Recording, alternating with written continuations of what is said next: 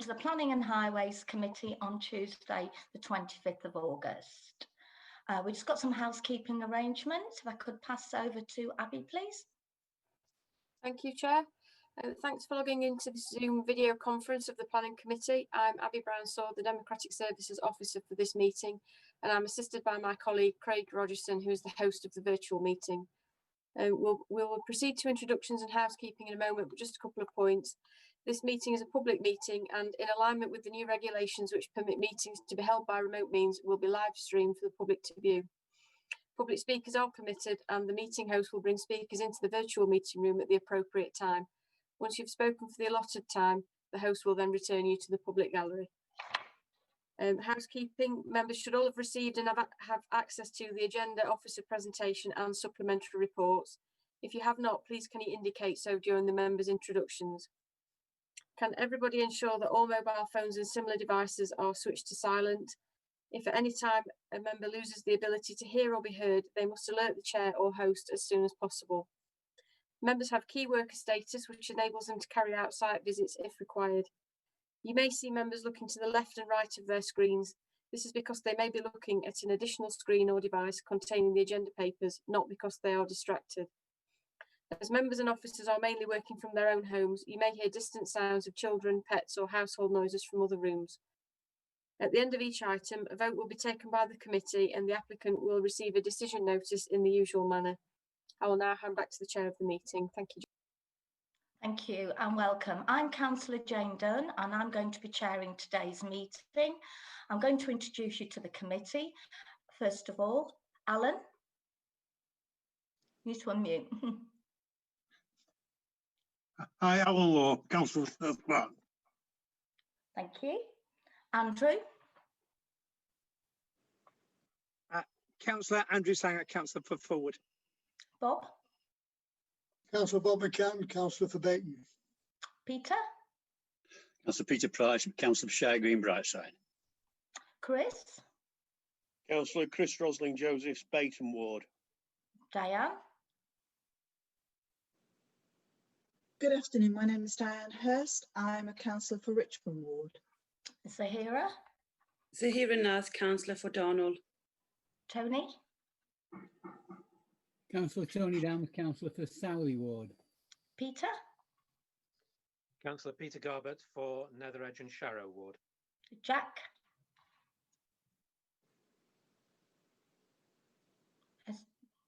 Jack. Good afternoon, Councillor Jack Martin, Stockbridge in the Upper Down Ward. And Mike. Good afternoon, Mike Chaplin, Councillor for Southey Ward. Thank you. And I've had a notification that Councillor Davidson is trying to get onto the committee. So as soon as he gets here, I'll let you know. Okay, that's lovely. Any apologies for absence, please, Abby? Thanks, Chair. We've just got apologies from Councillor Peter Rippon and Councillor Mike Chaplin is acting as substitute today. Lovely. Right, any exclusions, any items for exclusion of the public and press? No, Chair. Okay. Before we go on to declarations of interest, I would like to announce that item 8C has been deferred. So there's any members of the public that are wanting to hear that item is going to be deferred to a future committee. Okay then. Item 4, declarations of interest. Would anybody like to indicate any declarations of interest? No? Okay. I have a declaration of interest on item 8B.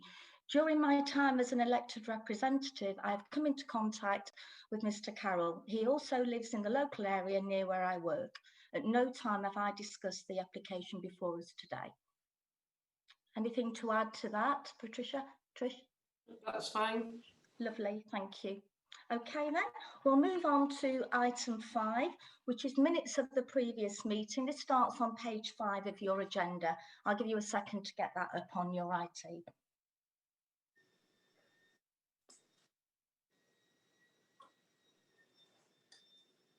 Okay, page 5.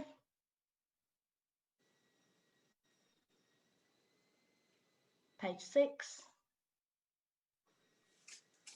Okay, Councillor Chaplin.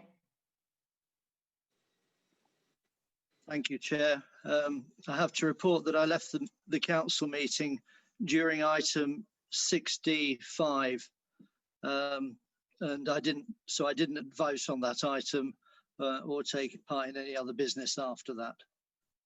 So, okay, thank you for that. So where do we get to? Is it page 6, page 7, page 8? So we can actually accept that these are true reflection of the meeting and accurate. Okay, that's fine. Thank you very much. Okay, a site visit has taken place. Some members of the committee will have done that in their own time due to pandemic. Okay. Item 7, which is the proposed changes to the public path network at Hunshelf Bank, Stocksbridge, Sheffield. I understand we have both Mark and Paul who are going to present on this.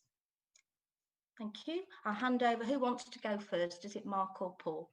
Mark first. Lovely. Thank you, Mark. Would you like to go ahead? Okay. In addition to the report, it's probably worth noting that the footpath that's subject to closure is currently subject to a temporary closure order that could last up to 6 months. This is for works that need to be carried out by Liberty Steels. During that period, we've had no complaints about or inquiries really about it being closed. I think that's it. Okay, thank you, Mark. Paul, have you anything to add? Paul? Sorry, yeah, nothing to add at the moment. Lovely, thank you. I'll open for questions and comments from the committee. No? Okay. Any comments? No. I will go to the vote on this, and I shall do this by roll call. Okay. Is that okay? Yeah, okay. So we're voting on the proposed changes. So if we are going with the officer recommendation, Councillor Alan Law. Can't hear you, Alan. 4. Thank you. Councillor Andrew Sangar. 4. Councillor Bob McCann. 4. Councillor Peter Price. 4. Councillor Chris Rosling-Josephs. 4, Chair. Councillor Diane Hurst. 4, Chair. Councillor Zahira Naz. 4, Chair. Councillor Tony Downs. 4, Chair. Thank you. Councillor Peter Garbett. 4, Chair. Councillor Jack Clarkson. 4, Chair. And Councillor Mike Chaplin. 4. Thank you. I can say that that item is fine. Okay, we'll move on to the main part of the agenda, item 8. And the first on the agenda is item 8A, which is application number 20/01278/FUL, Hillsborough Park, Sheffield, S6 4HD. The proposal is a construction of an asphalt all-wheel bike track and learn-to-ride area, citing 2 shipping containers for equipment storage and welfare facilities, provision of hard-surfaced areas, benches, bike track, signage, lighting columns, and soft landscaping. We've also got some supplementary information on this, which you've received earlier. Okay, I'll hand over to Lucy to present. Thank you, Lucy. Good afternoon, everybody. Is it okay if I share the screen with you, Chair, to bring up the presentation? Can everybody see that okay? Yeah. Yeah. So, Chair, I'll just run through. There isn't actually any supplementary information on this one, Chair. It's the next one that there's supplementary. Oh, so sorry. No, that's fine. So I'll just briefly run through the proposals for you.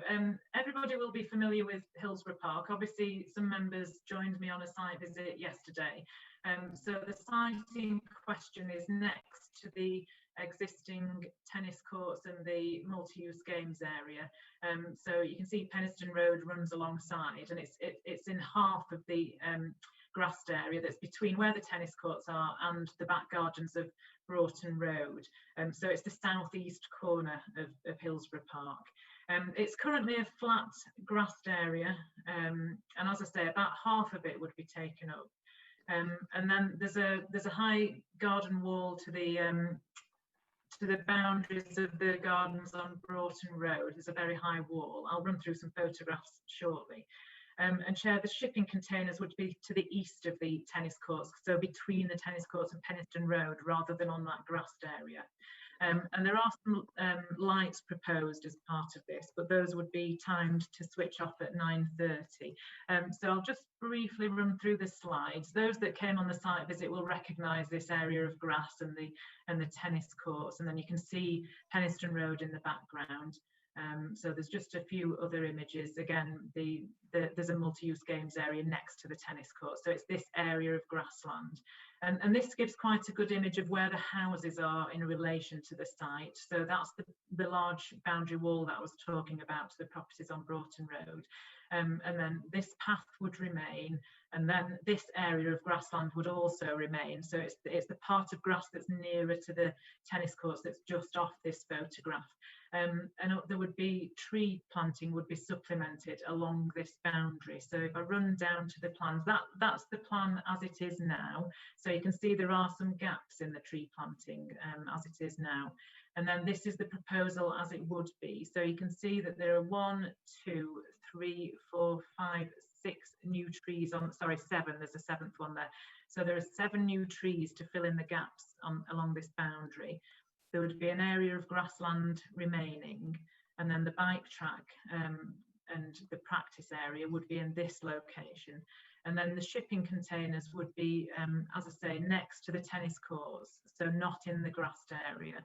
And the applicant has agreed that those would be faced in a cladding material or possibly in a green wall. So those would be clad as well. And then there is some more tree planting, again, adjacent to the tennis courts, and there would be some new benches, kind of a picnic area, if you like, in that location there. And there are some cross sections, which this just shows how that there are some small humps, if you like, as part of the track where the berms are formed, but they're really, you know, they're not as tall as any of the boundary treatments. So I'll just run through those. So you can see it's quite a modest alignment. The new features are quite modest. And again, that's another cross section there, and it shows that the containers would be a similar height to the existing boundary fencing around the tennis courts. And again, that shows it from a different angle there. And there is a short stretch of boundary fence which is 1.1 metre high, and that is going to that's just at this edge of the area. So because there's members that came yesterday, we walked all around this footpath, and it's just to protect that footpath at this end between the site and Penistone Road. So that's where that fence would be. So would you like me to leave that image up, Chair, or would you rather I stop sharing the screen and just so people can see each other? I think you can return the screen, Lucy. We can bring it back if that's possible. Yeah. Yeah. Okay. Thank you. Okay, lovely. Okay, we have just one speaker on this application, and this is in support of the application, and it's a Joe Matake. Thank you. Hello, Joe. Welcome.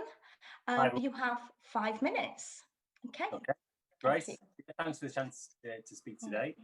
So I work for Access Sport with the applicant for the proposal, and we're a charity that believes that sport has the power to transform people's lives, and in particular we have a focus on cycling, because we think it's got a particularly important role to play as a life skill that can be part of your everyday life. But while cycling might seem to be booming in some areas, particularly following this pandemic, it's not necessarily true in all communities. Cycling has actually been in decline in deprived areas, amongst women and girls, disabled people, ethnic minorities, and young people for some time. So as a charity, we've been developing projects like this since 2011, and to date we've developed over 20 in deprived areas of London, Bristol and Manchester. And recently we secured the backing from Sport England, the London Marathon Charitable Trust and British Cycling to bring the work to Sheffield. And we have secured over £250,000 to date to do that. And that is actually in part a direct legacy of the Road World Championships that were held in Yorkshire last year. So it's some funding that has come from that programme. And we chose Sheffield for this because it's renowned as a cycling city.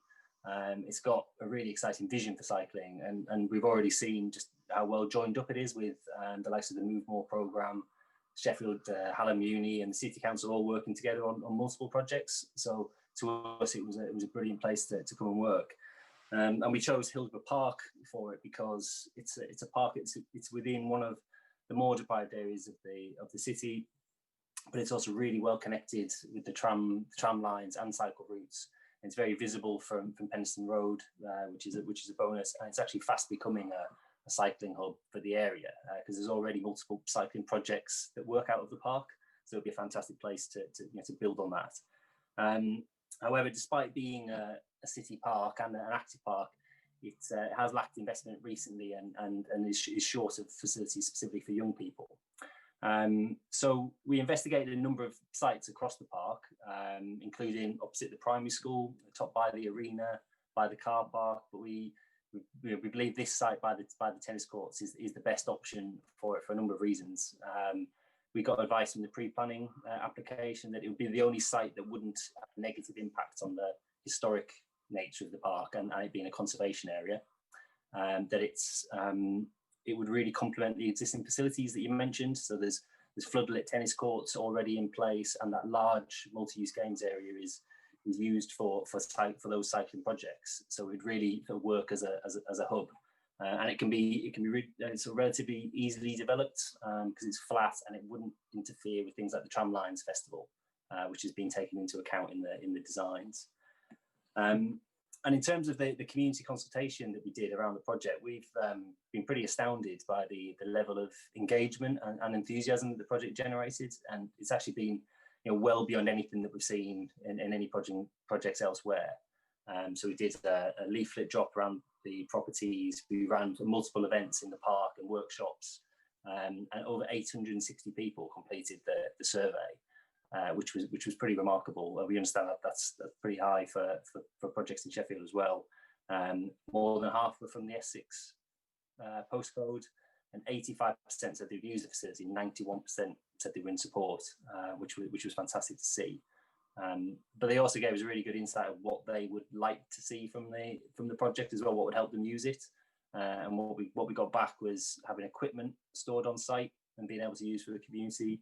The lighting was really important, like the tennis courts have, in order to extend the use and improve safety for people using the facility.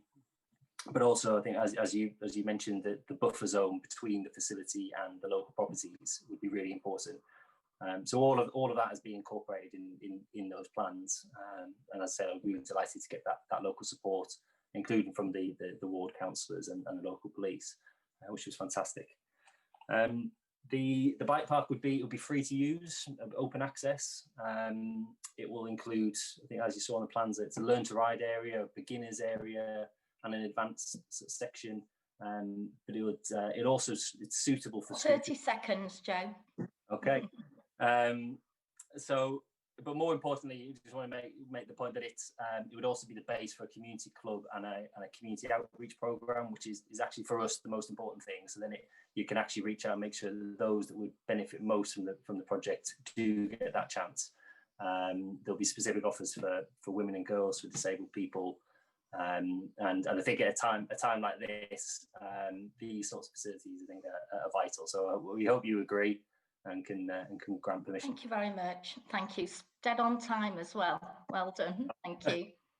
Thanks for the one. Thank you. Okay, Lucy, have you anything further to add? Chair, I don't think I need to add anything. I presume you'll do a brief report on the site visit, and as you know, we saw loads of kids whizzing around on bikes, didn't we, while we were there, which was quite interesting to see, even without this facility there. But I don't think there's anything I need to add. Okay. Just to clarify, we don't report back on site visit because we're all doing it at different times now. But obviously, those of us that went, we can put the comments into the comments. Right, I'll open it. Before I go to questions, I just want to confirm with Councillor Davidson, welcome. I understand you had problems getting in. Were you here at the beginning of Lucy's presentation? I was, so I hope that I'm allowed Yes, to. you may. I was informed just as Lucy started speaking, you'd entered, so I wanted to make sure that you'd heard the full presentation. Yeah, Thank that's you fine, and you can take part in the debate. That's absolutely fine. I'll now open it up to questions. Okay, any questions from any member? Councillor Garbett. Thank you. I'm having read the report and looked at some of the objections. I just want confirmation or a bit of confidence that these have been dealt with adequately. The first one is about the possibility of a flood risk. It's fairly low. It's not very far from the river, so are the planners confident that the flood risk is dealable with, and that its existence won't add to the flood risk of the houses on Broughton Road, for example? Thank you. Chair, yes, that is covered in detail in the report, and it's also backed up by a condition requiring the surface water drainage details before the scheme commences. So yes, we are confident in that respect, and we've consulted the relevant bodies and our own lead local flood authority on that matter as well. Councillor Garbett, you'd like to come back on that? Not on that. I've got a different question. Is that okay? Fine. Thank you. Yeah. Another of the problems was with the proximity to the back gardens on Broughton Road, and especially where the lights are concerned and the question of any antisocial behaviour. I do understand that the police have looked at the designs and have approved them from the designing out crime point of view. Again, all I need is a bit of confidence on that. I just want to make sure that everything's been thought of. The lights are slightly closer than the tennis court lights. Are we confident that they won't impinge on the inhabitants of Broughton Road? Lucy. Thank you, Chair. Yes, the measurement from the garden wall, and those of you who went on site will see it's a very tall wall. It's over 2 metres in height, so it is very substantial, and it runs all along those back gardens. The edge of the facility is 30 metres away from there, so we are confident. And the floodlights would be there's a condition again about the making sure that those floodlights that the light doesn't spread kind of beyond the area where they're trying to light it.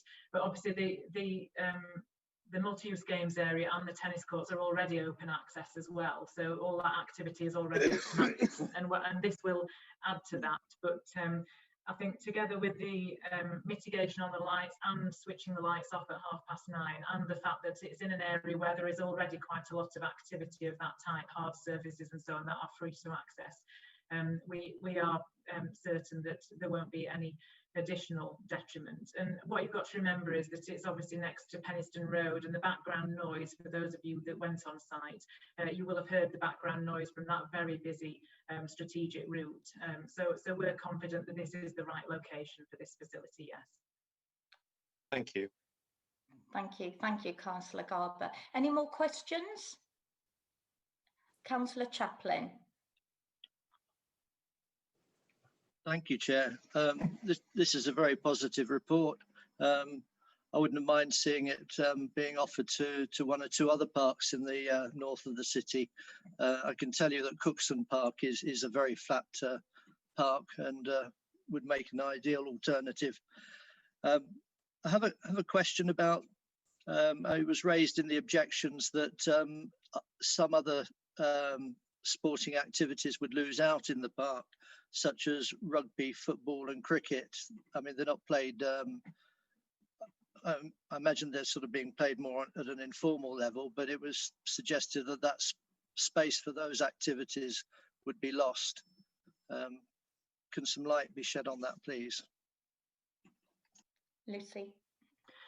Chair, I mean, I think, do you want me to show the aerial photograph of the park again? Would that help? Please, yeah. It's a substantial area. Just let me get to the right. So we go back to the aerial photograph. So if you look at the aerial photograph of the park, there are huge areas. You know, obviously there's this very big area next to Parkside Road.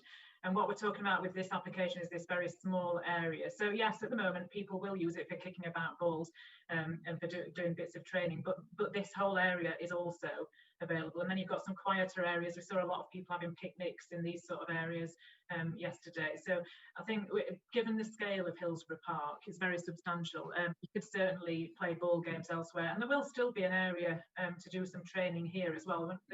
It's only half of that area that's being lost, and it is quite extensive when you go on site. You know, we're confident of that. Okay, Councillor Chaplin, any more questions from anybody? Okay, comments? Councillor Davidson, Councillor Sangar, Councillor Hurst and Councillor Garbett. Okay, Councillor Sangar first, please. Thank you, Chair. I mean, I'll be supporting this scheme. I'm quite excited about it. Really important that we encourage more people to cycle. When we went on the site visit yesterday, I mean, I found the site visit useful. I mean, firstly, for the noise issues. I mean, and clearly the noise from Penistone Road is going to drown out any other noise. But clearly the space is currently used for informal sport, as Councillor Chaplin has just said. But there's lots of other spaces on Hillsborough Park where informal sport can take place.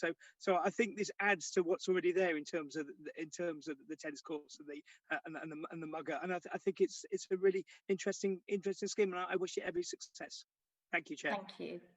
Councillor Davidson, you have a comment? Hey, well, I did, but all the thunder has really been taken from me by Councillor Sangar. I did think it was a worthwhile visit, and the noise issue, well, I think that's been sorted because it is very noisy anyway. It won't add anything to that. To have people that are controlled in a sense, so you won't get the vandalism that people are envisaging, and I think it would be discipline, but it'd be good because we did, as the officer said, Lucy Bond, there were a lot of cyclists going round and round that area too, so it seems a very suitable area, and all I can say is that I wish the project all the best. Yeah, they were lapping us, weren't they, Roger? They were, yeah. Lovely. Councillor Hurst, you had a comment. Yeah, I've got your Pete, yeah. I did, yes, thank you, Chair. My thunder's been stolen by Councillor Chaplin because I was going to put in a plea. I wish the project every success. I think it's very exciting. And if they're in future times looking for somewhere to expand, I'd put in a plea for the Richmond ward. There's a park there could do with an enhancement like this. This is for turning into a pitch for cycling, isn't it? Right, Councillor Garbett, you have a comment, Councillor Garbett. Yes, I'm very happy with this. It feels like the right place, the right sport. I'm not a cyclist myself, but I can envisage going there to try and learn. That might be quite fun. Yeah, I'm going to support this, definitely. Thank you very much. And Councillor Price? Thank you, Chair. As a member of the elderly cyclists in this city, can I say how much I welcome this project, Chair? And I hope it's the first of many, by the way. I understand other councils are bidding for this sort of project. I think it's tremendous, particularly for young people. It's a great sport for young people to take up, but not only that, it helps them to cycle properly, the proper training, and they don't just go on the road without any guidance and help. So I welcome this, Chair. I think it's going to be very, very popular. We have a bit of one in Winkerbank that we did many years ago, which hasn't got the backup, and it's very, very popular there. So I fully support it, Chair. Welcome it, and let's look for other sites and some funding that we can spread cycling amongst it, particularly in the deprived areas where I think the presenter is quite right. It's not the great growth area that is in other parts of the city, and we do need to try as much encouragement as we can to to continue Sheffield as being the cycling city. So good luck to everybody, and thanks for the effort you've put into it. Thank you for your, anybody else got any comments? No, I must admit, I found the site visit really exciting, and it was great to see the kids going round. And I'm not a cyclist either, Councillor Garbett. I've got no sense of balance, but I may have a go at it, and I'd love one in my ward as well. Brilliant. Okay, so we'll go right then. So the officer recommendation is to grant conditionally, subject to listed conditions. So we'll go to the vote on this. Okay, Councillor Law. For. Councillor Sangar. For. Councillor McCann. For. Councillor Price. For. Councillor Rosalind Joseph. For, Chair. Thank you. Councillor Hurst. For, Chair. Councillor Dance. For, Chair. Councillor Garbett. For, Chair. Councillor Clarkson.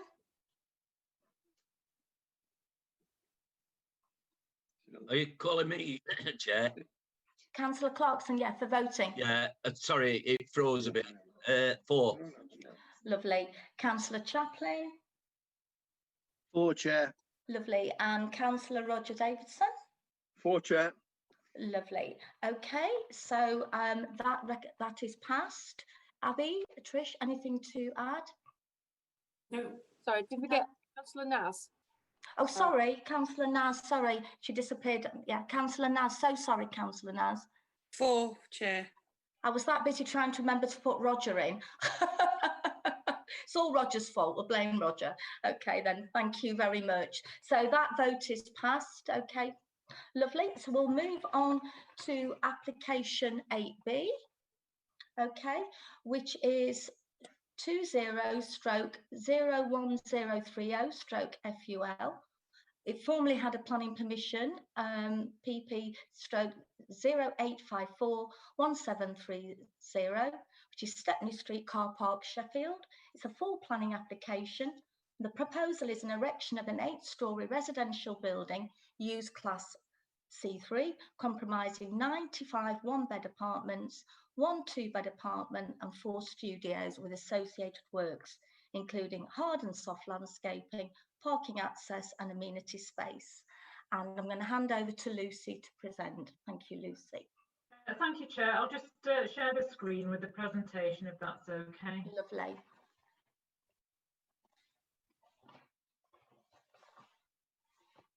Sorry. So, Chair, the site is adjacent to Broad Street, so it's actually across the railway cutting. This is the railway and the cutting here. So Stepney Street is the access from Broad Street. And if members are familiar with Broad Street, it's adjacent to where there's a sales pitch that sells single garages, you know, prefabricated garages. So if members are familiar with that, that's where it is.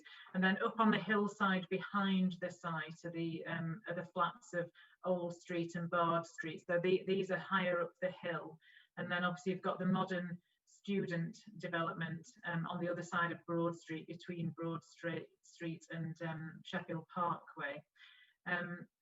So if I just scroll down, that's the access to the site. So that's Stepney Street itself, an old cobbled street, and you can just see the garage site just adjacent on the left there. And then this is further into the site. So it's been a derelict site for quite a long time, and you can see there's a big backdrop of trees at the back.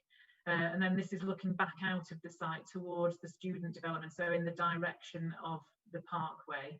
And then this is the site with the prefabricated garages that I was talking about, that is at the entrance to the site, to Stepney Street, if you like. So you go past that to get to the side. And this is the proposed layout of the site. There has been a previous approval, you'll probably recall, for a 7-storey building on the site previously, which was, I think it was a couple of years ago now, and that did step down a little bit to 5 and 4 stories, but it took up a bit more of the site than this one, a bit more of the site area, so it was across a broader part of the site. These are just the floor plans as you go up the building, including the roof plan. And then this is the proposal. So it is a modern intervention. And the height is quite similar to the height of the buildings opposite on Broad Street, so the ones that are near to the Parkway. And I think the sections are quite helpful to show how the site cascades up. So it shows you that the flats behind are at a substantially higher level. So just run through those again. Those are the sections there, and they're quite helpful to establish the distance between this site and the flats, and also the key, which is the level changes across the site. And those are some 3D images which again show the surroundings. So Chair, I think really the key issues in this case, which are covered extensively in the report, are in relation to the mix of unit sizes, the design of the proposal, obviously the impact on residential amenity of the adjoining residents in the flats to the rear of the site, the impact of obviously the limited car parking that's proposed. But obviously they are all covered extensively, and I think what we've concluded is that the scheme does offer significant regeneration benefits on a disused brownfield site, and obviously it will contribute positively to the 5-year housing supply. So we've concluded on that basis that the proposal is acceptable. So I'll stop sharing the screen share. There is a supplementary report just to run through, which is supplementary report number 2. We've had one additional representation received from the Old Street flats, and basically those representation, the points that are made have already been made in the officer report under the representations section. So they are already addressed in the report. There's nothing new to add from that representation. What I did realise was that the condition that requires that residents of the scheme wouldn't be allowed to have any parking permits in any future permit zone, that hadn't been included on the agenda. So I'm just suggesting that that additional condition does need to be included on the agenda, Chair. But I think I'll leave it for questions now, Chair. Thank you. We have no speakers against or for the application, so I'm going to move straight to questions from the committee. Could you indicate if you wish to ask a question? So I've got Councillor Garbutt for a question, Councillor McCann, Councillor Sangal, Councillor Chaplin. Anyone else at the moment? No. Okay, lovely. Councillor Garbutt, if you could ask your question, please. You need to unmute, Councillor Garbutt. Thank you. As Lucy suggested, the unit size is a problem here. Some of the units are below the recommended size for single occupancy, which means they are really tiny. I think we've had this before on other applications that have come before us, and I'm still very worried about the fact that, you know, can you live in a way that is good for your mental health in such a small space? I think one of the comments in the report suggested that there were plenty of open spaces in the city around, but in fact, in that position, I can't think of one that's close enough to be able to just walk to and relax in. So I'm really concerned that you know, the small space, coupled with the fact that there are no green open spaces within a comfortable walking distance, means that there are real problems. So I'd like the officer to give me some reasons why that can be acceptable. Thank you. Lucy. Chair, in relation to space standards, Councillor Garbutt's referring obviously to the technical space standards and also the space standards in South Yorkshire Residential Design Guide. The problem we've got in Sheffield at the moment is because we don't have an up-to-date local plan, we don't actually have any space standards that we can adhere to. And actually, if you look in the report, they're not that far below the South Yorkshire Design Standards. They're actually, you know, it's marginal how far below that they are. So it's not a huge difference, but because we haven't got an up-to-date local plan, we wouldn't be able to you know, we can't enforce a particular space standard. That is something that needs to come out of a new local plan. But that would be the same for any local authority that doesn't have an up-to-date local plan. But as I say, I don't, you know, they're not as small as some of the ones that you have approved in the past year, I would say. So they are more substantial than some of those. In terms of open spaces, there are a number of open spaces. I suppose probably the closest to this one is likely to be the hillside, the bowl next to Park Hill flats. That's likely to be one of the closest, but then obviously there are a number in the city centre. But the scheme itself does have roof gardens as well as a small amount of open space outside. So, you know, it is obviously an urban site. So it's to be expected that there isn't that much open space. Some urban sites have none at all. This does have a little bit. Thank you. Councillor Garbutt, have you got a follow-up or can I move on? Can I just ask about those roof spaces? It was my understanding that they were attached, as it were, to the units on levels 7 and 8, rather than anything on 1, 2, 3, 4, 5, and 6. Am I right in thinking that? Was I imagining that that's what was being said in the report?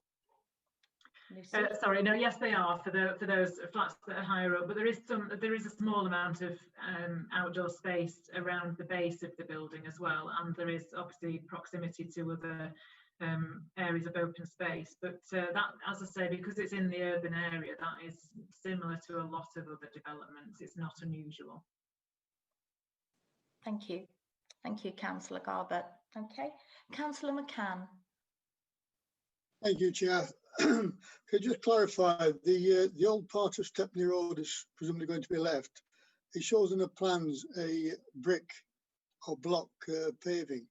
Can you say, is it going to be modern block paving, or are you going to retain the old cobbles that were there originally?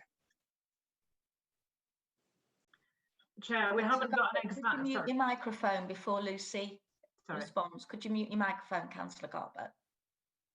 Thank you. Thank you. Lucy, if you could respond.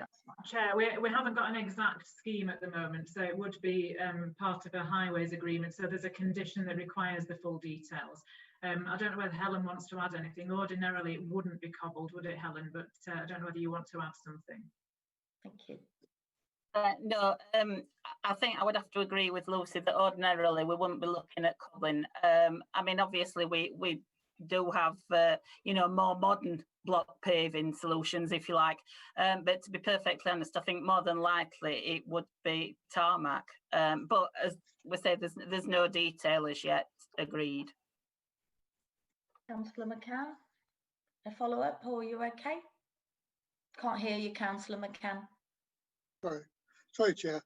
Could I ask that, you know, we've very, very quickly losing all the heritage of Sheffield. And this is only a little bit, but it is an old cobble street of original Sheffield buildings. And I think it would be very good if we could reinstate that as it's only a short section. I think it'd be good if we could reinstate that as a cobbled heritage part. Thank you, Chair. Okay. Okay, it's a comment more than, yeah, question for, okay. Councillor, anything to respond on that, Lucy or Helen, before I move on? Chair, I mean, it's a Grampian condition anyway that requires the details to be agreed before the development starts. I mean, we can certainly look at that, but I think it may well be cost prohibitive.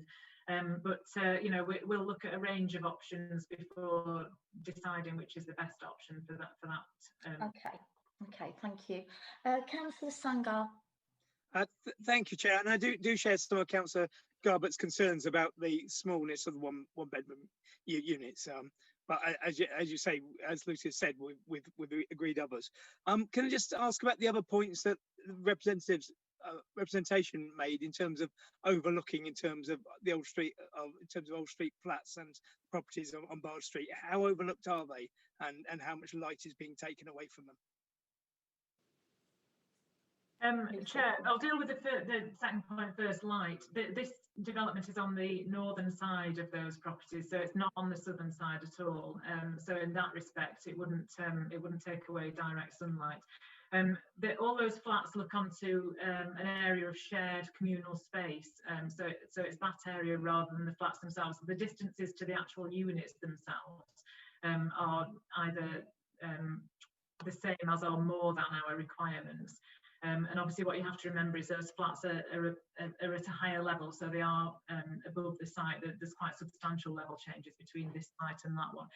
Another feature that the development has at the rear is that the windows that face that way are not directly overlooking, because they are angled windows with the actual glass angled away from the properties.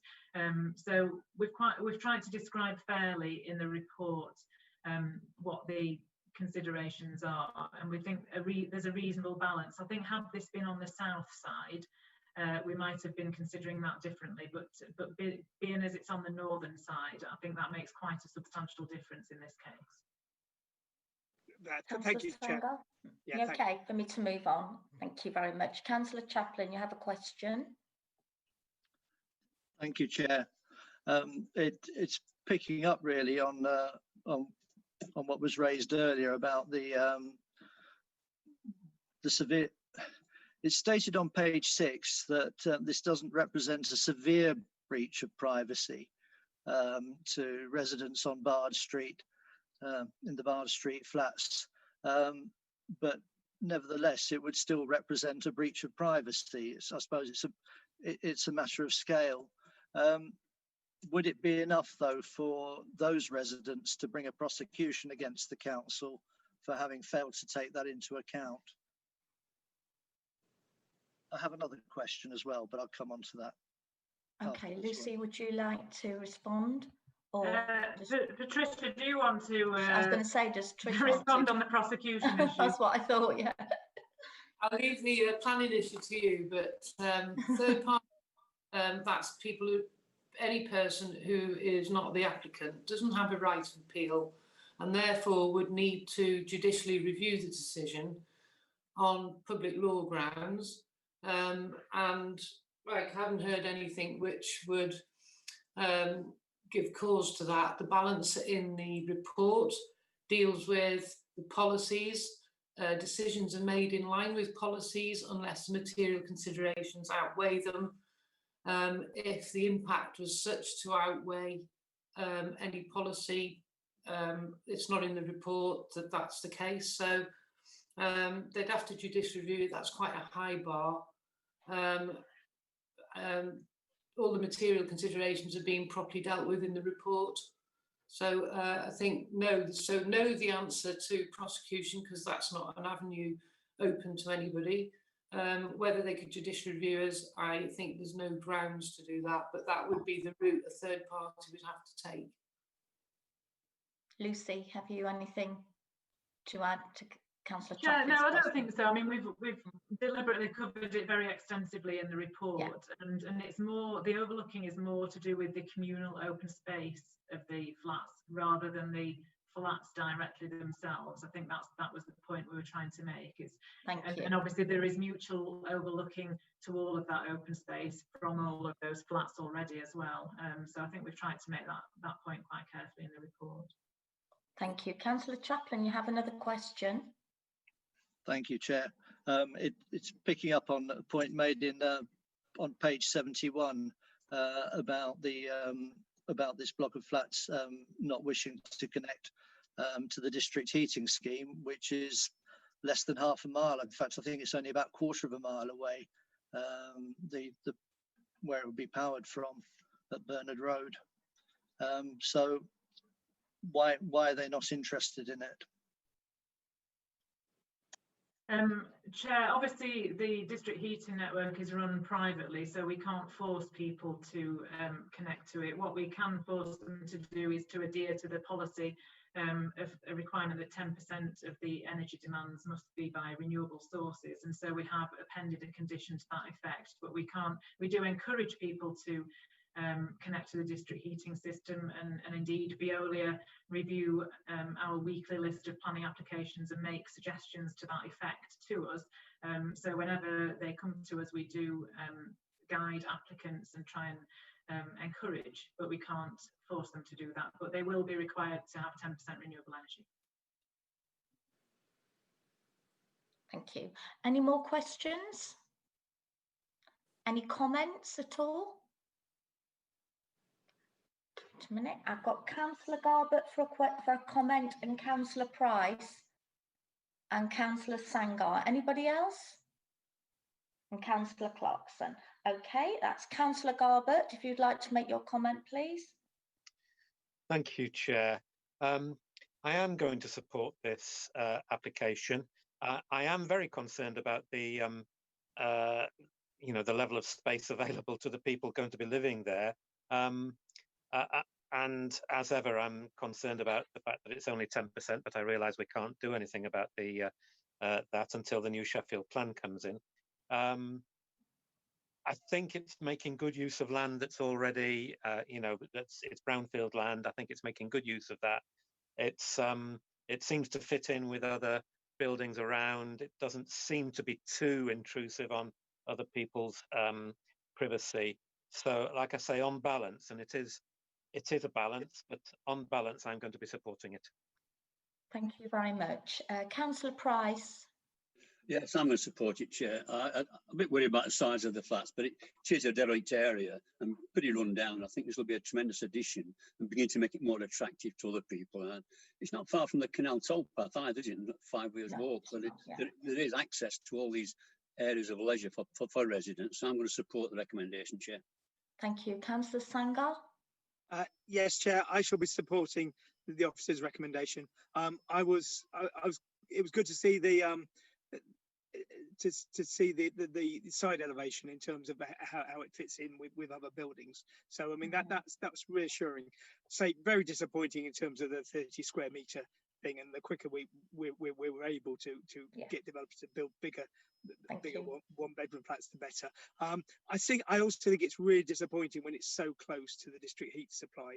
But there's no way we can force it, but we just need to encourage people to use the district heating supply.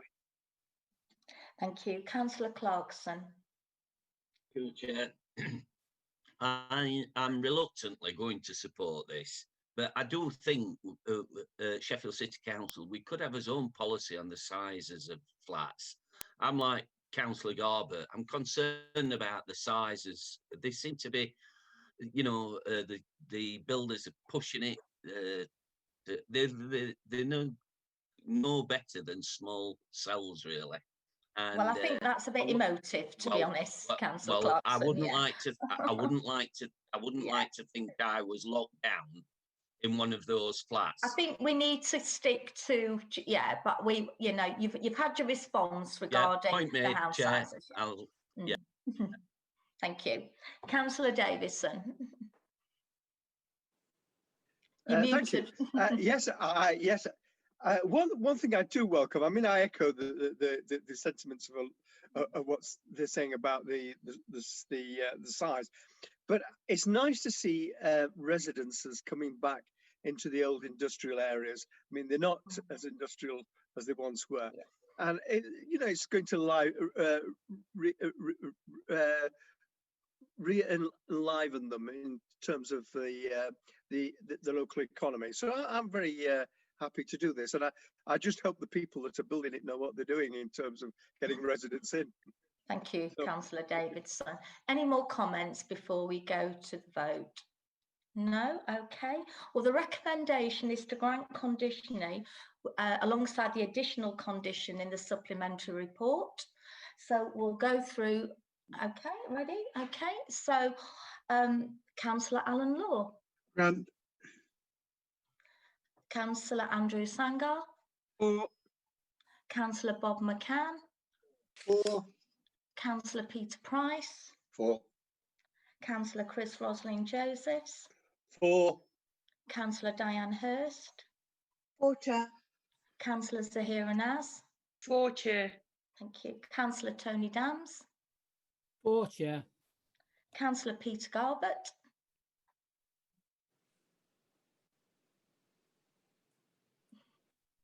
For, Chair. Thank you very much. Councillor Jack Clarkson.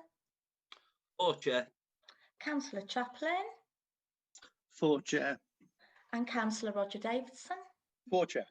Thank you very much. So that is granted with approval. Thank you very much. Item 8C has been deferred, so we'll move on to, oh, sorry, I'll just double check with Trish and Abby before I move on, just to make sure I've ticked every box. Brilliant, thank you. We'll move straight on to item 8D.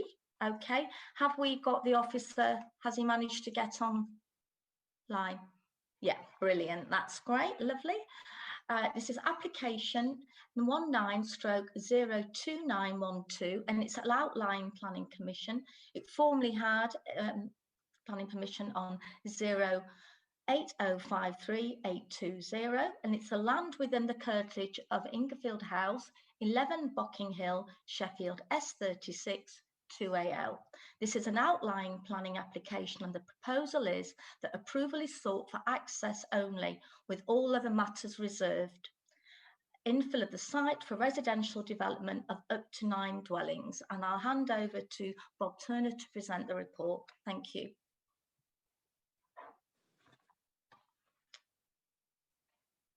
Okay, Bob, have you we can see your screen, Bob, but we can't hear you.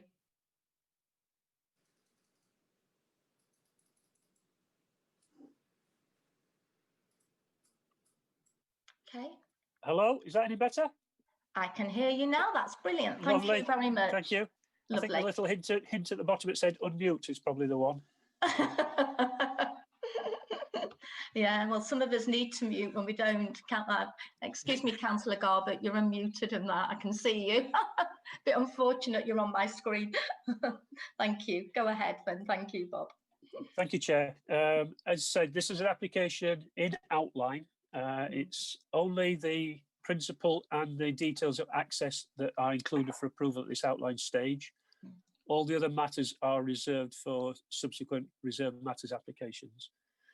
The first image you're looking at really gives the context of the site, outlined in red. It's part of the large rear garden of Ingerfield House, which is number 11 Bocking Hill, which can be seen exactly to the left-hand side of the site.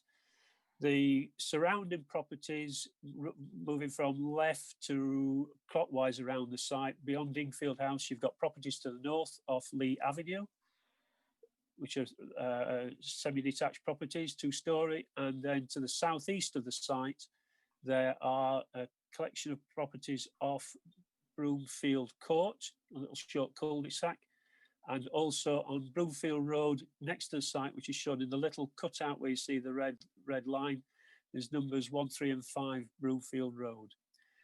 All those properties have side or rear gardens that adjoin onto the application site. Those houses and their gardens are all within the housing area in the Unitary Development Plan on the proposals map, as is the application site. To the south of the site, you have the large sports ground at Stocksbridge Park, and also you've got a triangular area of open space just to the north of the sports ground, to the left, which is locally known as Watson House Green. Those are part of an open space area that's designated in on the proposal map in the UDP. The one warning, health warning on the aerial photograph is that it's a couple of years out of date, and on the frontage to the site onto Broomfield Road, you can see on the aerial photograph the canopy of a row of trees. Within the site, on the frontage, down, move your arrow to the right, a bit further to the right, there we are. And those trees were felled a couple of years ago. There's one remaining on the left-hand side of the frontage, but we'll see that from the other slides it's on. Okay, next slide. The one thing to point out maybe is on this is that there's a listed building which runs north-south, exactly where that arrow is, and it's a barn and it's a grade 2 listed building. And the north gable end of the site flanks the application site, and also the part of the side return on the barn flanks the application site. There'll be some more images of the listed building as we go on. These images really show the context of the street view as you're looking across the site, across the frontage of the site to the west. So the top 2 photographs are the same photographs but taken on different days. The application site is on the right-hand side, just behind the house that's in the foreground. Just beyond, on the left-hand picture, it's to the right-hand side of that car. So that's the frontage to the site, and that's where access is to be taken from. The bottom left photograph is a view from this point of access, looking back towards Bocking Hill, and you can see Watson House Green in the immediate middle distance. That's right. Bottom right photograph shows where Broomfield Road meets Bocking Lane, Watson House Green on the right-hand side, and on the left-hand side, you can just see the access into the existing property at Ingfield House. Next slide. These are taken from the top left-hand one. Really shows from Watson House Green looking up the frontage of the site. The application site is beyond the trees. It's on the top left-hand side of the photograph. The top right one shows the access looking back up Broomfield Road, back in the direction of which the one-way street the cars were coming down. So that's the view from the site and the access of the site looking up the street. The other two photographs at the bottom show the context in terms of what the top half of the site, which is the southern end of the site, where it's mainly scrubbed and some semi-mature trees in the middle of the site.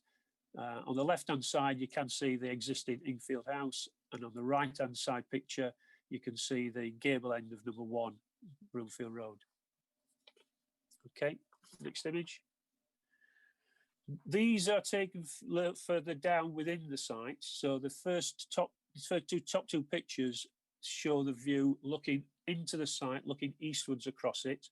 The bottom one shows the lower half of the site where it's more lawn.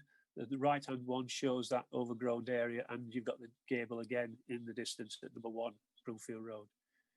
Bottom left picture is a view taken north, which looks at the backs of houses on Lee Avenue, and that just picks up the upper floor of Lee Avenue, which shows how this site gradients are dropping from south down to north. And the right-hand photograph is again looking back towards the east, with 1 to 3 on the right-hand side where the arrow is pointing, and just glimpsing between the trees and the bushes, you can see the gable end of the listed building, which will be in more detail in the later photographs. Okay. So looking up the street, you have the listed building in the distance, which projects either side of that little row of terraces.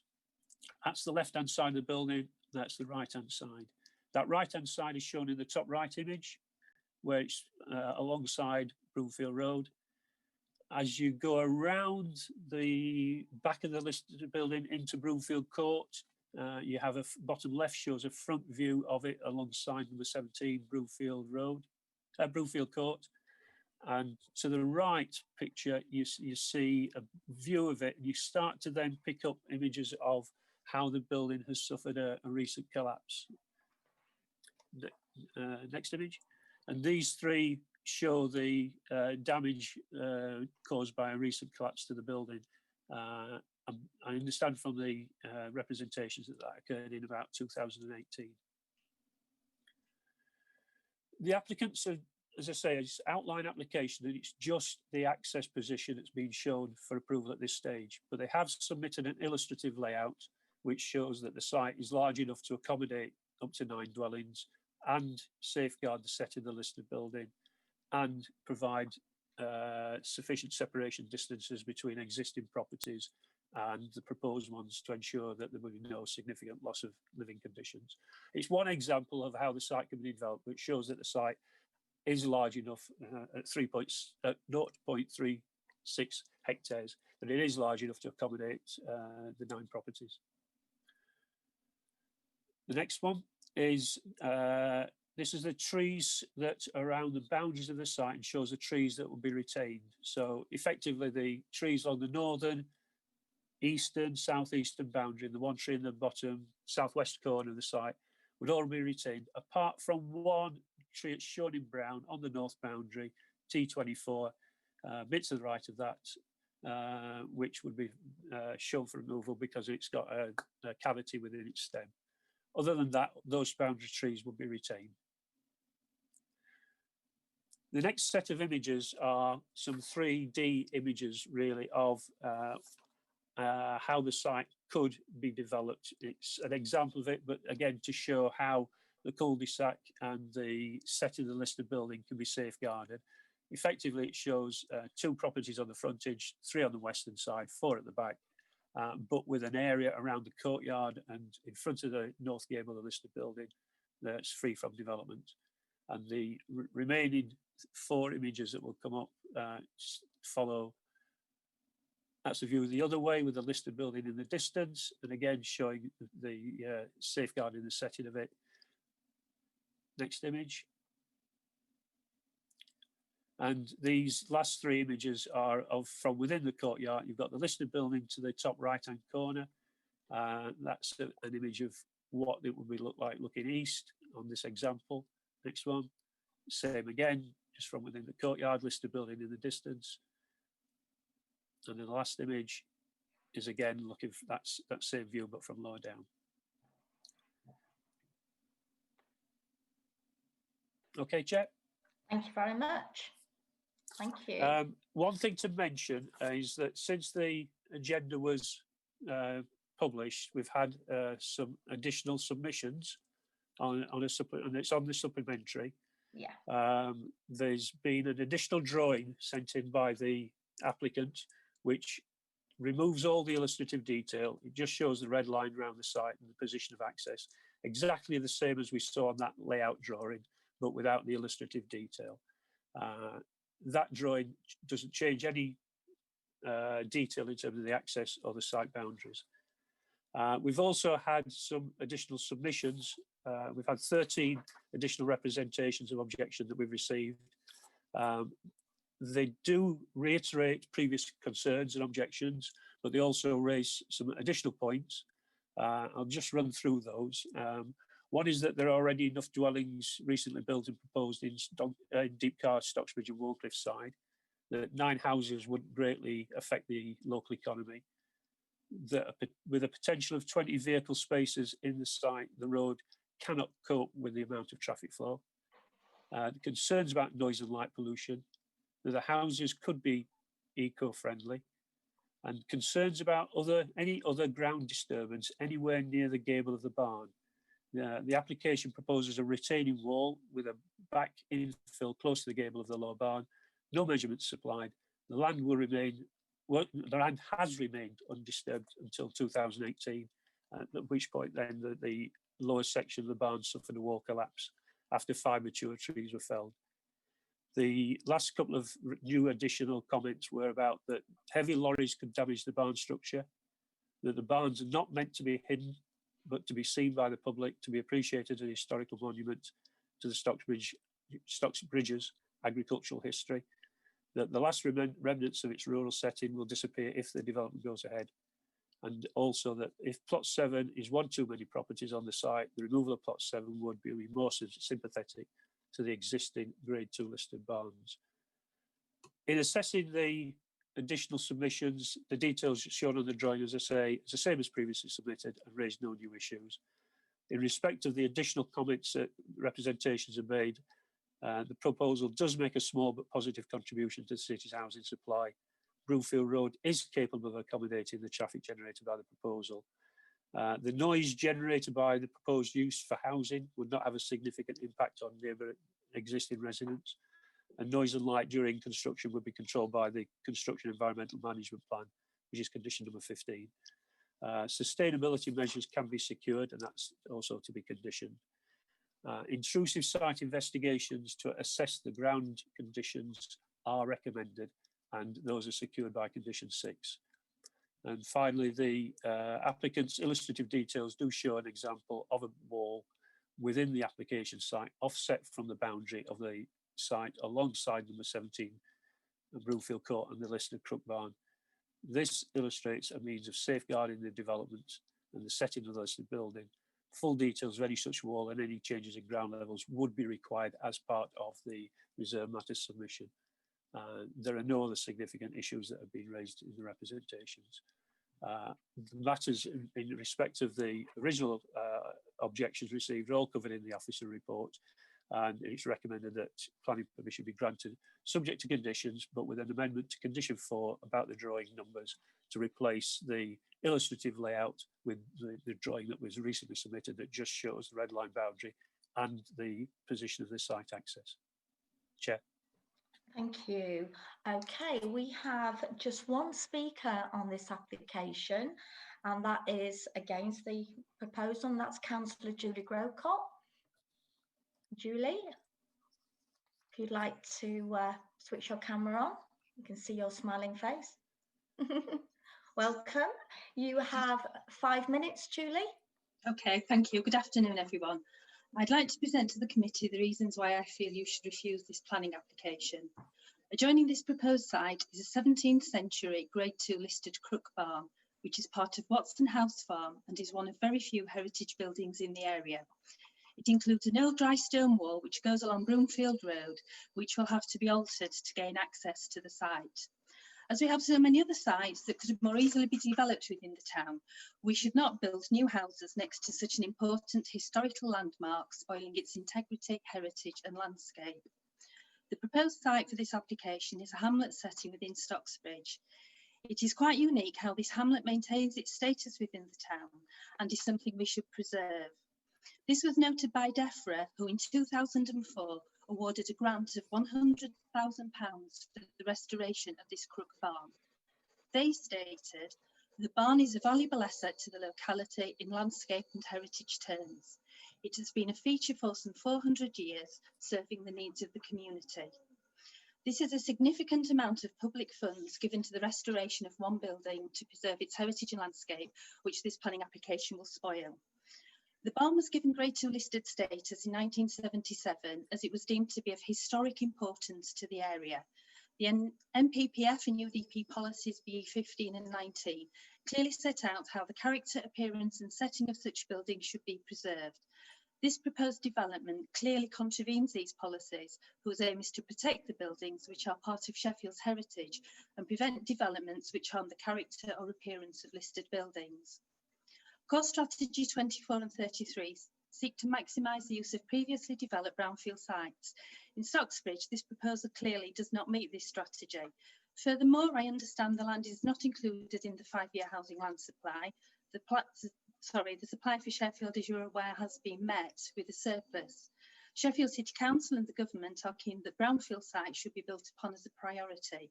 We have a plethora of such sites in the area, which we would welcome being developed into new homes.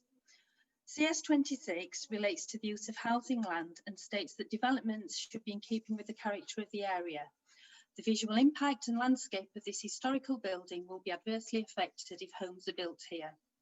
To gain access to this site, you have to go on a one-way system, which is a winding, narrow street that is mostly without footpaths.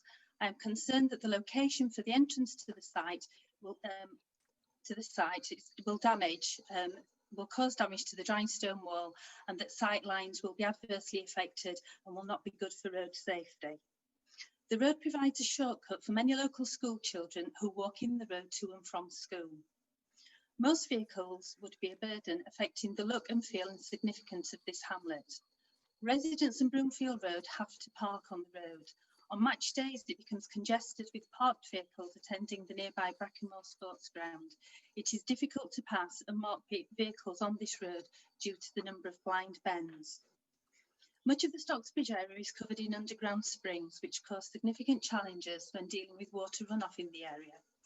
This site is boggy on a slope, and with former mine workings, it will cause significant challenges for any builders. Previously, this land benefited from a number of large trees assisting with the drainage. However, these were removed a couple of years ago. The report identifies issues with the lack of capacity in the sewers to deal with water runoff, which of course adds to the lack of stability of this sloping site. It is also acknowledged that land falls into the development of high risk as defined by the Coal Authority. This could be a risk to the Crook Barn and other homes. The barn is built on bedrock, therefore any groundworks could endanger the structure of this listed building, especially the end of the barn, which is made of dry stone wall. The Crook Barn has significance and protection under the MPPS and UDP policies. We should be looking to preserve the character, appearance and setting of this Grade 2 listed building. As the MPPF states, heritage assets are an irreplaceable resource and should be conserved in a manner appropriate to their significance so they can be enjoyed for their contribution to the quality of life for existing and future generations. Building housing development up to its boundary wall is not protecting this significant historic Grade 2 listed 30 building. seconds, Julie. I would encourage you to refuse the application. Thank you, Chair. Thank you very much. I'll hand over to the officer, Bob, to respond. We've lost him. Oh, he's back. Yeah, sorry. Could you respond, Bob, to comments? Yes, Chair. The officer report has looked into the significance of the listed building and also the significance of its setting. The proposal will not cause any direct harm or damage to the listed building. It's not on the site of the listed building. The setting of the listed building can be safeguarded as shown, and that this building can therefore be, in terms of its significance, can be therefore safeguarded for the future. The policies in respect of the development plan, there are 4 key policies. One is the policy of the UDP, H10, which shows that the site is in a housing area where housing is the preferred use, and that has significant weight. There are 2 policies in the core strategy which relate to the trying to prioritise the previously developed land, CS 23 and 24. The site is within the urban area, and CS 24 does allow a proportion of greenfield sites, which this is, to be developed as well. So it is in compliance with those policies. It is not in compliance with policy CS 33, which in Stocksbridge for jobs and housings looks to provide new houses and new jobs on previously developed land. So we have a collection of 4 policies, 3 in favour, 1 against. And where there's tension between those policies, we look to how it complies with the NPPF, the National Planning Policy Framework. And CS 33, which is the one that it is in contravention with, has the least weight of those, whereas the other policies are more proportionate in terms of the response to development of previously developed land and other sites. CS 33 is an absolute policy which says you should develop on previously developed sites, which isn't really in conformity with the NPPF, which doesn't have a brownfield first approach, but prioritises brownfield land. The drainage issues, we've looked to attach a condition on there to ensure that land drainage is properly looked at in terms of runoff from the site, picking up runoff that's within the site, and any springs that are within there or flow through the site. The coal mining risk assessment, the Coal Authority has asked for, and we're recommending a condition to secure site intrusive investigations so that the ground conditions under that can be assessed and properly mitigated. In the coal mining report, it talked about the site being mainly overlaid with mudstone, which is a fine grain rock derived from muds and clays. And to the north and south of the site, there are sandstone layers. And within that, there are shallow, or the potential for shallow coal measures. So it is necessary to do a site investigation to secure appropriate remediation of the site. I think that covers most of the points, but forgive me if I've missed some. No, thank you very much. Okay, so I'm going to open up for questions. I've seen Councillor Davidson indicating. Is there anybody else wishing to ask a question? Just Councillor Garber and Councillor Davidson I've got so far. Councillor Sangar and Councillor McCann. So Councillor Davidson, if you'd like to ask your question, please. Thank you, Chair. Again, this was very useful to have a site visit here, because when you see things globally from you know, the air, it flattens it out, and this was most certainly on a hill, as is most of Stocksbridge, of course, most of the residences. So it's nothing new in that respect. What I'm concerned about is the drainage. Now, I know what the planner has said, but he also showed that there'd be hard standing on that area, and I want to know how the water would be absorbed without the trees being there. Well, most of those trees will be cut down, or many of those trees will be cut down, and the grass we observed was pretty spongy. So how confident are you that you will be able to conquer that problem? But most of all, what sort of standing will it be? Will it will the water be able to drain through? Thank you, Bob. Chair, the condition requiring the submission of drainage details will need to look at the existing ground conditions, what is capable, and will try and seek a sustainable urban drainage system as a first choice, where infiltration into the ground is the preferred route. If for whatever reason that is not practically or possible, or would have harmful effects, then the drainage system would look to have positive drainage, piped drainage from the site, and be piped to the existing public sewers, and any controls over the rate of which the flow is emitted into the drains would be part of that assessment. Effectively, the condition would need to secure appropriate drainage that deals with the best practical way of dealing with the site, but from a sustainable urban drainage system first. And if that's not possible, then a positive drainage system. Okay, okay. Thank you. Councillor Garbett. Thank you, Chair. Okay, so I'm quite concerned about the barn. It's a historic barn. It's part of it is of Crook construction. So there are very, very few of these left in Sheffield, within the boundaries of Sheffield, and probably even fewer in Stocksbridge. I understand it collapsed a couple of years ago following the felling of 5 mature trees. Obviously, we're aware that trees have an effect on the rate at which moisture is passed through the ground.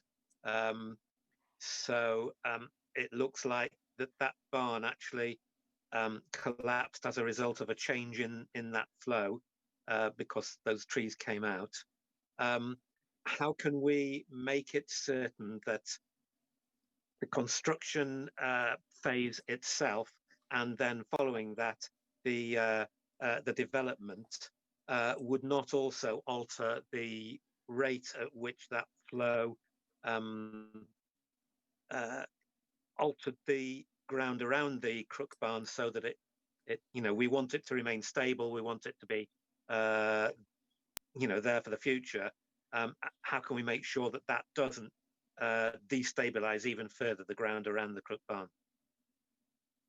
Thank you, Bob.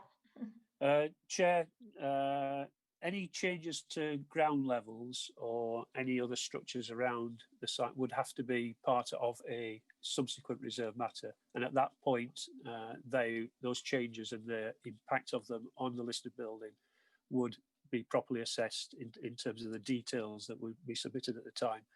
So in terms of future changes in level and future alterations to ground level and groundwater at that point would be assessed as part of those future submissions. As I mentioned earlier, the drainage will need to be investigated, and we're securing a condition that secures that. In terms of future trees, the intention is to retain the trees on that, the existing trees on that eastern boundary. The self-set trees within the site would be removed, and again, if those have any consequences for land drainage, they would be part of that drainage assessment that triggers then the required and the right type of drainage for the site. Thank you. Councillor Garbett. Thank you. I won't pursue that one because, as you say, it's a reserve matter. I will come back when it comes back to this this committee, and we'll have a look and see what's going to happen with that then. My other concern really is about the access, because that isn't a reserve matter. That is something that we are going to be talking about and voting on today. Now, I know that Broomfield Road is a very windy road. It's a one-way street. It hasn't got a footpath along parts of it, and it can get very busy mornings, evenings that school children use it. So we'll have, if this goes ahead, possibly 7, 8, 9 houses. So a significant number of cars, extra cars, using this road. Are we absolutely certain that this is not going to cause any problems either for the children who are walking along it, or for the people who are going to be living in the houses, the new houses, and won't be able to reach their homes because of the parking alongside it, maybe for the sports events? Are we absolutely certain that this narrow lane is an adequate, can adequately take that extra traffic without causing too many hazards or possible accidents involving pedestrians? Yeah, Councillor Garbett, your camera's slightly off. We could hear you, but we could only see the side of your face. I'm sorry, So, I'm looking at no, my it's notes. okay. I'm just conscious if we've got anybody there who is lip reading, you know, to me, but that's fine. If you could respond to those highways. Do you want to come back on that, Helen, on the highways comments, please? Thank you. Thank you, Chair. Yes, we are confident that I mean, we are aware, obviously, of the existing conditions of Broomfield Road, and it is a narrow road. In terms of the level of traffic that's likely to be generated, looking at 9 houses, we'll say, because that's the maximum figure that we're talking about, you will be talking about potentially 60 vehicular movements per day. During the peak periods, so the AM and PM peaks, probably between 4 or 5 vehicular movements. I think they can quite easily be accommodated and quite safely be accommodated in terms of the vehicular use of the road, no adverse impact in terms of existing pedestrians using the road. So yeah, we do feel that the road network in the immediate vicinity, and obviously the wider road network, can accommodate that level of traffic safely and without any adverse impact, hopefully for either the existing residents or potential residents. Thank you, Chair. Thank you. Okay, Councillor Sangar, please. Thank you, Chair. I mean, I found the site visit really useful because, as Councillor Davidson said, you know, you really notice the slopes and the views from various angles, which you don't get from the photos. The photos don't quite replace site visits. So site visit was really useful. I mean, the real issue to me is the Crook Barn. I mean, it's 17th century Crook Barn. And I think it's what guarantees can we have? If the tree felling 2 years ago caused this damage that still hasn't been repaired, what guarantee have we got that if we're allowing today in terms of outline permission to build right up to the boundary, that's not going to cause further damage to the setting of the Crook Barn and potentially the Crook Barn itself? What guarantees can we have that the Crook Barn can be protected? Thank you. Bob? As I said earlier, Chair, the intrusive site investigations, which will investigate what is below the surface of the site, that will then trigger recommendations of mitigation for the ground to make sure that the development can be built and would be stable on the site. In terms of the impact on the listed building, that will, in terms of the stability and any change to that should enable assessments to be made on the impact of the listed building. Thank you. I mean, one of the representations that we've had in the additional one talks talks about removing plot 7. Now we can't do that in terms, because this is an outline permission, and we're now not even allowed to use the pictures originally supplied. I mean, is there any way we can look at that option about putting any building work further away from the boundary of the Crook Barn? Chair, in terms of the layout of the site, as you rightly say, that layout is now reserved for a future submission. The proximity of, for example, plot 7 to the Crook Barn can be reviewed at that time. If it is deemed to be either too close for reasons of impacting on the setting of the listed building, impacting on the stability of the listed building, or indeed impacting on the living conditions of residents of number 17, then that can be, excuse me, then that can be reviewed as part of those reserved matters submissions. Thank you, Chair. Thank you. Can I just use Chair's privilege just to have a bit of clarification on that? Because so what you're saying is if it, after the intrusive investigation report did come up with the fact that you couldn't do plot 17, it could actually stop that area from being developed on, irrelevant of whether this is passed with 9 dwellings. Does that mean that 9 dwellings could be squashed further down? Do you know, I just want some... Yeah, follow what you're saying, Chair. Yeah. The requirements of the site intrusive investigation report is to find out what the ground conditions are. And if necessary, and if that ground needs remediating, or there are elements that need properly mitigated, then that must be done before development commences. So that will identify what needs to be done to make the ground developable. It would then be for the applicant on a reserved matters to decide whether or not those remediated or mitigated conditions can be developed in the manner, or one of the manners, that they may intend. Okay, thank you. I think Michael, you'd like to come in on that, wouldn't you? Yeah. Very briefly, Chair, just to point out that the description of development clearly says infill of the site for residential development up to 9 dwellings. Up to, yeah. So you're not approving 9 dwellings. Right, that's fine. Lovely. The principle of up to 9. Yeah, up to 9 dwellings. Yeah, it's just, yeah, that's fine. Okay, lovely. Thank you, Councillor McCann. Thank you, Councillor McCann. Yeah, my question being covered. Thank you, Councillor Law. Thanks, Chair. I mean, same as Bob, most of my questions have been covered. Real concerns about this drainage and road, but particularly about the Crook Barn. It really worries me that this how we protect this place, without a doubt. And I know the area well, and I know how dangerous it is on that road, and I've got serious concerns about that. Can I just check it? It's not a brownfield site. Obviously, it's not. Is that right? Bob. Chair, because it's in the urban area and because it's garden land, it is not brownfield. It's not brownfield. I just wanted confirmation on it. Another question, right? There's been talk about it coming back to committee. I mean, I have real concerns about this. Is it coming back to committee? Unfortunately, when you don't have the papers in front of you, and it's difficult, 145 you can't print out at home. You can try and read what you can.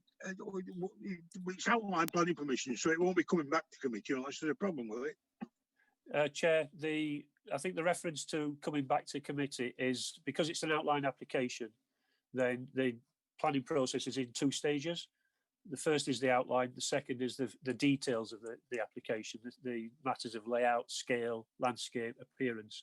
Those would have to be part of a new application, and those would be the reserved matters, and those would have to come to the local authority for a decision. Right, okay, thank you. Okay, it's just purely today for up to 9 dwellings and the access, do you know? So that is what we're doing today. Any more questions? Okay, any comments? Am I just making sure? Councillor Price, do you want to make a comment? Just to say, Chair, I mean, I can't see any planning grounds for refusing outline planning permission I understand the worry about the Crook Barn, but I've two Crook Barns in Shire Green Brightside. One's in Concourt Park, less than 100 yards from the Shire Green Ice Estate. It's used as a storage place, and I don't see it as necessarily a problem as long as the structure, the structures are sound. And now that obviously needs checking through, but apart from that, Chair, I can't see any planning grounds. Anyway, we'll wait and see the detailed planning application, but we'll have a chance to go through that when they arrive. So I'm going to support the officer recommendation, Chair.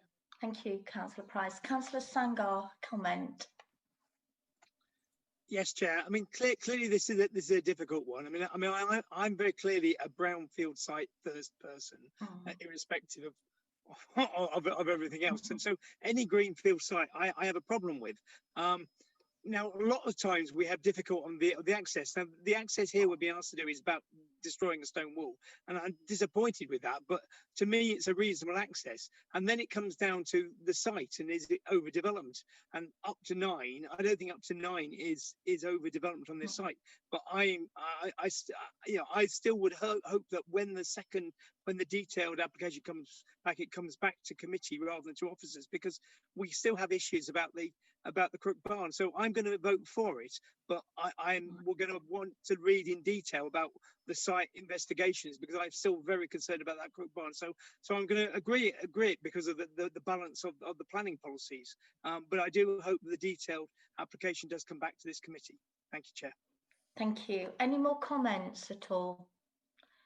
Councillor Davidson and Councillor Law. Councillor Davidson. I just want a bit of clarification on this. It will come back to committee, won't it? Because Bob said it would come back to the local authority. Didn't say to the committee. Can I just have clarification on that? Michael, would you like to? Yeah, there's different, under the delegation criteria, there's different reasons why things go to committee. But if members today are providing that clear instruction to officers that they wish to see this particular reserve matters come back to committee, then that's something that we can minute and ensure is carried through. Okay. Right.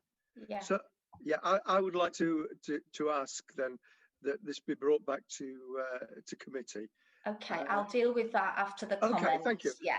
Other than that, good point, Councillor. Yeah. I will agree to the outline planning, but I want to see the detail later. I'll leave it at that. Thank you. Okay. Right, I've got Councillor Law next. Sorry, I completely agree with what my colleague Roger's saying. I mean, I was going to either vote abstain or vote against this because I really feel uncomfortable about this, genuinely, because knowing the area, it just bothers me completely. But I understand we need reasons for that. Given that it's definitely coming back to committee, then I'll support it to that point. Okay. Councillor Dance, did you indicate you wish to make a comment? No, I've got Councillor Garbett next and Councillor Chaplin for a comment. Have you got anything new to add, Councillor Garbett? I'm quite concerned about the access and the road. I'm very concerned about the Crooks Barn, given that we can put a condition on that it will come back for the reserve matters to our committee. I will reluctantly vote for this. Okay, thank you. Okay, Councillor Chaplin. Thank you, Chair. I totally sympathise with why Councillor Grocott came to Planning Committee to put her objections, particularly over the concerns around the Crook Barn and its future, given that it's now falling down. And that was after a lot of money had been spent on it only a decade and a half before. But I think the way the planning policies are framed, and given that what we've heard this afternoon, we really don't have any option but to support the officer's report. And then we can look at it in detail when firm proposals come for development of the site further down the road. Thank you, Chair. Okay, thank you. Any more comments? Councillor Clarkson. Thank you, Chair. I'm going to vote against this, and I'm going to support Councillor Grocott in the comments. That road, I mean, officer said, Ellen said that there'll be 60 traffic movements probably a day. We've heard that children use that lane. There's no footpath in some of those areas. And unless you're local, you know what that road's like. It is a one-way. It used to be a two-way, but was made a one-way because of the difficulties. And on the, I think it's dangerous, personally. I'll be voting against it. Thank you, Chair. Thank you, Councillor Clarkson. Before I just have a word with officers, could I ask if anyone else has any more comments? No? Could I just have some clarification from legal and officers? Is that members obviously wish this to come back to committee when the full application comes. Do we need to vote on this application as it is and then put a new one forward, or can we just vote on that and then, you know, tie that on without? Thank you. Trish, could you come back to me on that? Yes, Chair. You're voting today on the outline application, the proposal before you, and the balance as set out in the report. Reserved Matters, as Bob said, is a new application, and yes, it can come back to committee. It can be minuted, as Michael said, where it will be brought back, and it can also be called in by a member, of course. Yeah, lovely. I just wanted to make sure before I went to the vote that we were okay. Okay then, so the recommendation is to grant conditionally, and there is an amendment to condition 4, which Bob mentioned earlier. So we'll go ahead to the vote. Okay, Councillor Law. Against. Okay, Councillor Sangar. For. Councillor McCann. Reluctantly for, Chair. Thank you. Councillor Price. For. Councillor Rosalind Josephs. For, Chair. Councillor Diane Hurst. For, Chair. Councillor Zahira Naz. For, Chair. Councillor Tony Dams. For, Chair. Councillor Peter Garbett. For, Chair. Councillor Jack Clarkson. Against. Councillor Mike Chaplin. For, Chair. Thank you. And Councillor Roger Davidson. For, Chair. Okay, so I total up that we have 2 against and 4. So that the outline planning application is granted. Okay, lovely. So we'll move on. And anything to tie up at the end, Abby, Trish? No, lovely, thank you. We'll move on to item 9 now, which is the record of planning appeals and submission and decisions. And Michael Johnson's going to present on this. Thank you. The only thing I was going to point out before offering it back to members for questions is that there's an appeal been submitted at the site of Lock Farm, which is 385 Glossop Road. And members will remember that was an application that came to committee earlier in the year, I suspect now. It feels like a long time ago, which was the conversion of the listed building and an extension to the rear of that building, with an officer recommendation to approve, and it was overturned and refused at committee. It's just to inform members that the applicants have submitted an appeal, but that's all we've got at the moment, Chair. So obviously we'll report back the outcome of that. Okay, lovely. Thank you. Any questions from any members or comments? No? Oh gosh, sorry. I don't know what's up with my... Yeah, okay, lovely. So finally, the date of the next... I'd like to thank everybody. And the date of the next meeting is Tuesday, the 15th of September. And the site visit will be on Monday, the 14th. Just want to thank everybody for their attendance today, especially the press and public. And have a lovely bank holiday and take care. Keep safe, and I'll see you all again soon. Thank you. Bye-bye. Bye.